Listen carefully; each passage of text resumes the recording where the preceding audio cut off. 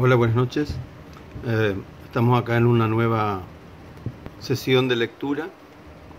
En este caso, para leer un cuento de este volumen 7 de los cuentos de terror. El cuento se titula Los hermanitos Ábalos.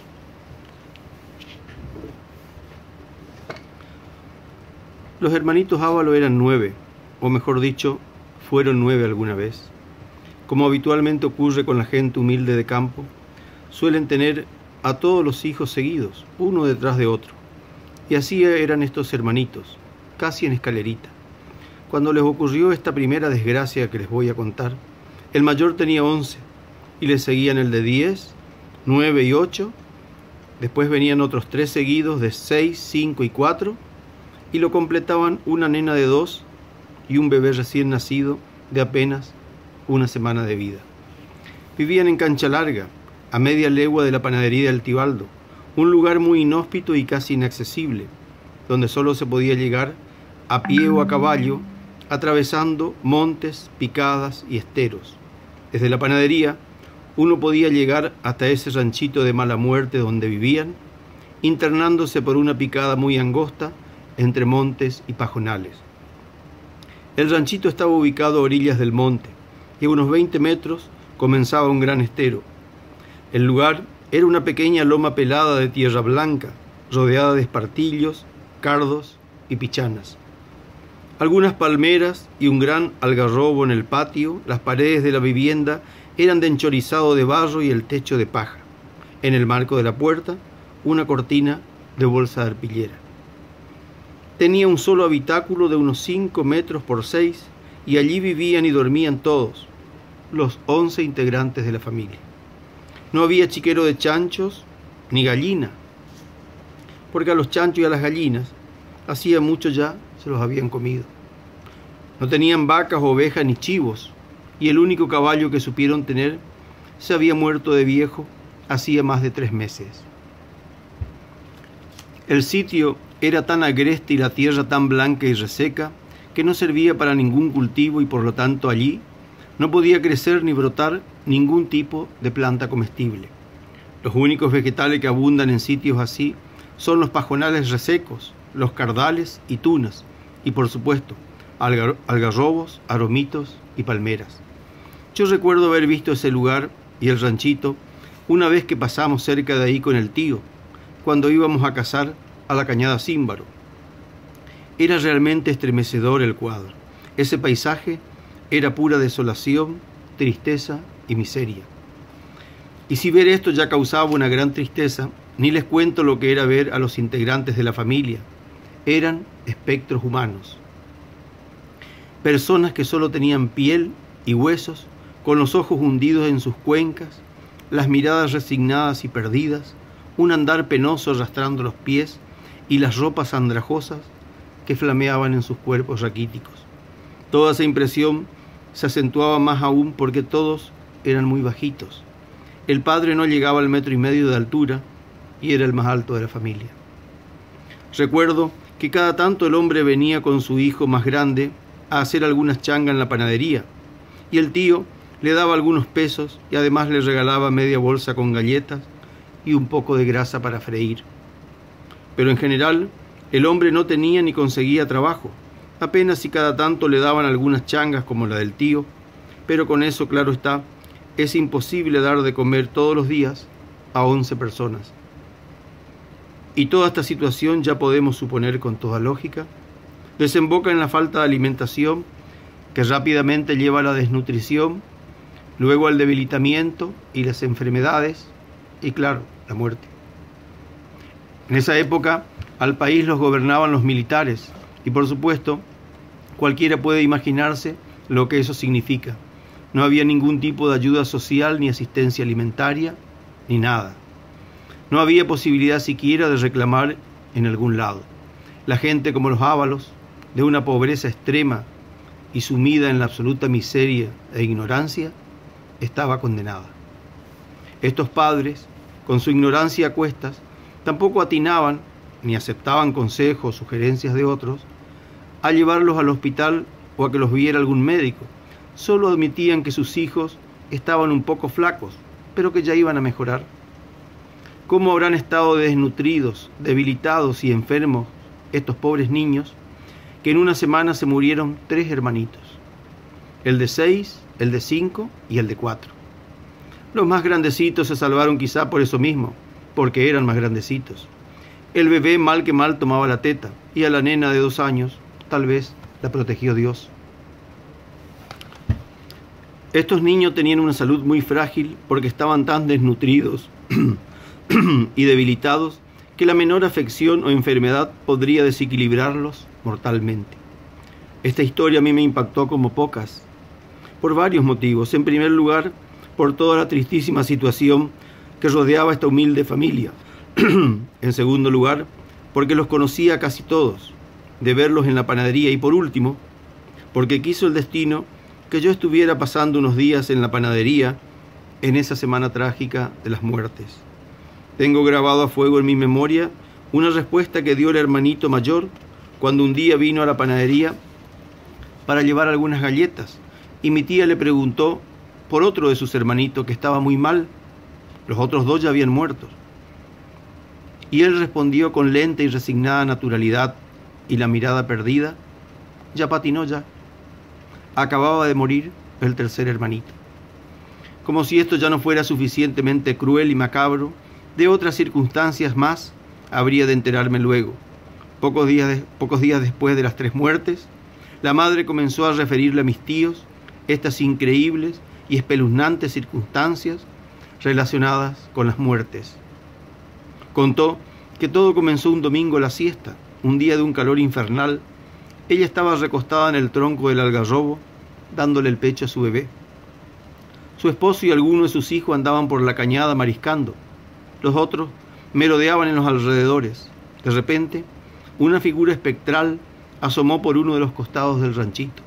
La mujer la describió muy alta, de unos 2 metros, con una capa negra y portando una guadaña. Solo dejaba ver su rostro de hueso con las cuencas de los ojos vacías.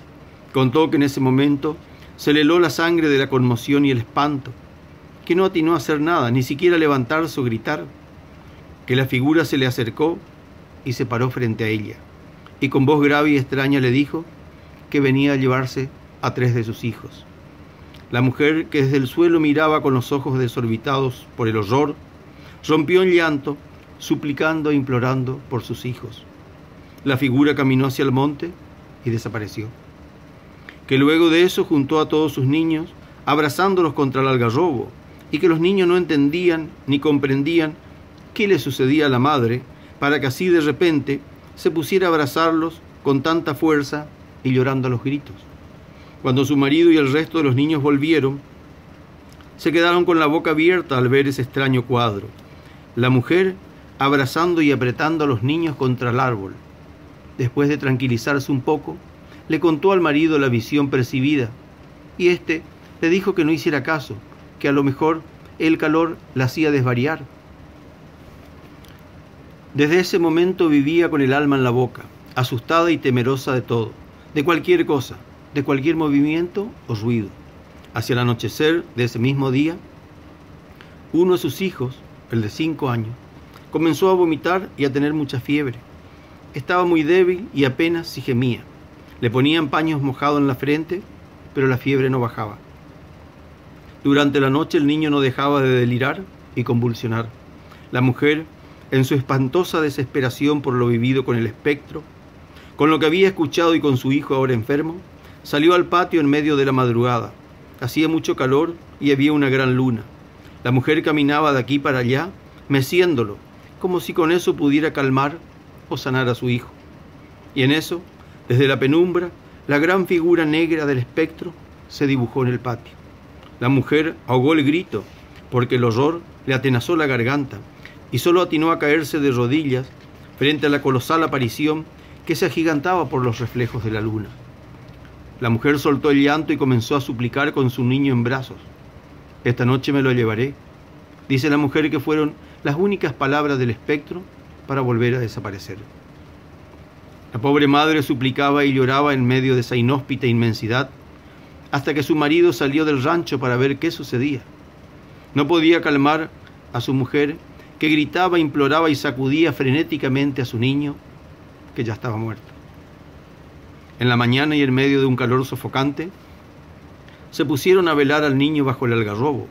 Habían llegado unos parientes y conocidos, no más de 8 o 10, y todos estaban alrededor del cuerpito, ubicado sobre unas tablas.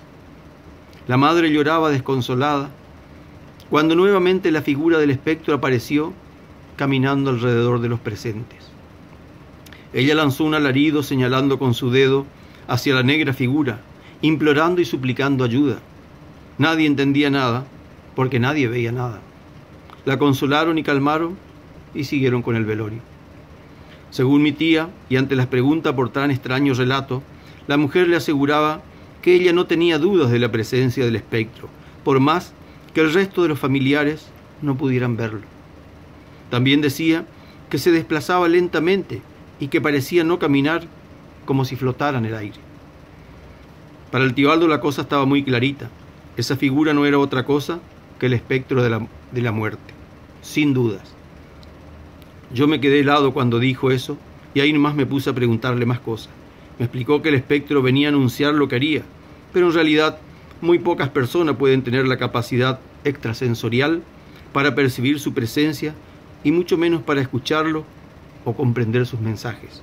Quizá esta mujer, en extremo desesperada por la situación de su familia, por la condición de sus hijos y la angustia permanente, adquirió esa capacidad para ver y sentir cosas del más allá. A los 2 días de esa muerte, la mujer estaba lavando algunas ropas a orillas del estero y en cierto momento levantó la vista y a lo lejos, sobre la línea del horizonte y perfectamente dibujada, vio nuevamente la figura del espectro negro. Parecía estar inmóvil y mirándola. La mujer dijo que se levantó y empezó a correr, adentrándose en el estero, gritando y llorando, como si con eso pudiera espantarla o conjurar sus designios. Pero cuanto más corría la mujer, más se alejaba la figura, como si siempre estuvieran a la misma distancia. Al cabo de un trecho, la mujer, muy agotada, se dejó caer sobre unos juncos y ahí estuvo llorando y rezando por un largo tiempo. Cuando volvió a su ranchito, su hijo de 4 años estaba con diarrea, que ya se sabe, en niños mal alimentados suele ser muy grave. La mujer comenzó a desesperarse y pedía a su marido llevar al niño al pueblo. Pero el padre respondía que no había de qué preocuparse, ya que era algo muy común y que siempre terminaban curándose con algunos tecitos o brebajes caseros. Por la noche, la diarrea continuaba y ahora el niño tenía mucha fiebre y apenas gemía por la debilidad. La pobre mujer ya se había resignado y estaba segura del ominoso final. Desvelada y con la angustia atenazándole el cuello, se pasó toda la madrugada caminando en el patio con su niño en brazos, como si quisiera en esas últimas horas tenerlo junto a ella. En algún momento advirtió que el cuerpo ya estaba inerte y comenzó a llorar en silencio. Pasaron otros 3 días y la mujer no dejaba de observar a sus hijos. Temía que otro más fuera a morirse. En realidad, estaba segura de que eso ocurriría, y su preocupación por cuidarlos o por estar alerta ante cualquier peligro la consumía de angustia y desesperación. Y el espectro nuevamente se reveló, esta vez parado en el centro del patio a media tarde. La mujer lanzó un alarido estremecedor cuando lo vio, y todos sus hijos y su esposo corrieron hacia ella, que gritaba y se revolcaba en el suelo, lanzando exclamaciones, suplicando y llorando. Luego la calmaron y la acostaron. La mujer, resignada, solo esperaba saber cuál de sus hijos empezaría a enfermarse. Y no se equivocaba. Por la noche, el de 6 años comenzó con fiebre, una fiebre que se prolongó por 2 días y lo consumió hasta dejarlo sin vida. Contaba la mujer que luego de haber enterrado a su tercer hijo, ese atardecer vio por última vez al espectro. Estaba parado al pie del algarrobo y entre sus brazos tenía los cuerpos de sus 3 niños.